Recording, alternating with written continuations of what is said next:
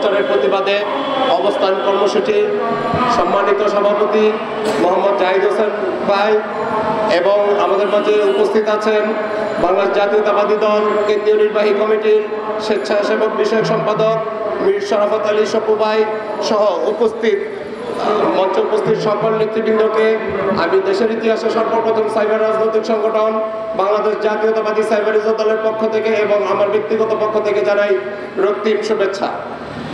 আমি আমার বক্তব্য বেশি দীর্ঘায়িত করব না।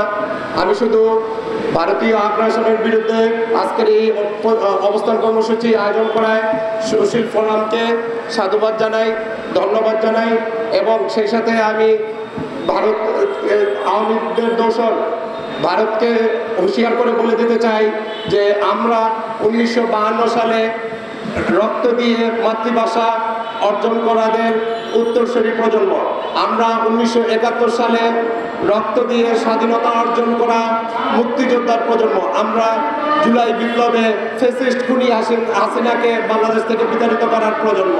তো আমরা আর বরদাস্ত করব না আপনাদের এই সীমান্তে, আমাদের সীমান্তে যেভাবে পাখির মতো আপনারা বাংলাদেশিদেরকে নির্বিচারে গুলি করে হত্যা করছেন এবং আপনার মিডিয়ারা নিয়মিত রেগুলার গুজব চালিয়ে যাচ্ছে। বর্তমানে দেশের সবচেয়ে বড় জাতীয় সমস্যা যদি আমরা বলি, জাতীয় ইস্যু যদি আমরা বলি, সেটা হলো দেশের পরিস্থিতিকে অস্থিতিশীল করার জন্য আওয়ামী দোসররা এবং ভারতীয় মিডিয়া গুজব সন্ত্রাস চালিয়ে যাচ্ছে। তারা লাগাতার তথ্য ও গুজব সন্ত্রাস চালিয়ে যাচ্ছে। আমি উপস্থিত এখানে সকল নেতৃবৃন্দ সহ সকলকে অনুরোধ জানাবো, আহ্বান জানাবো, আপনারা আওয়ামী তথ্য ও গুজব সন্ত্রাসের বিরুদ্ধে জোরদার সোচ্চার আন্দোলন গড়ে তুলুন এবং ভারতীয় দর্শকদেরকে আমরা সাবধান করে দিয়ে বলতে চাই, আপনাদের নেত্রী যেভাবে পালিয়েছে 5ই আগস্ট, ইনশাআল্লাহ আপনারা আর কোনো ধরনের অস্থিতিশীল পরিস্থিতি বাংলাদেশের মাটিতে শহীদ জিয়ার সৈনিকরা যতদিন বেঁচে রয়েছে, আমাদের অহংকার বিএনপির ভারপ্রাপ্ত চেয়ারম্যান জনাব তারেক রহমানের সুযোগ্য নেতৃত্বে ইনশাআল্লাহ আমরা এর দাঁত ভাঙা জবাব দিতে সদা প্রস্তুত। আমি এই বলে আমার সংক্ষিপ্ত বক্তব্য শেষ করছি।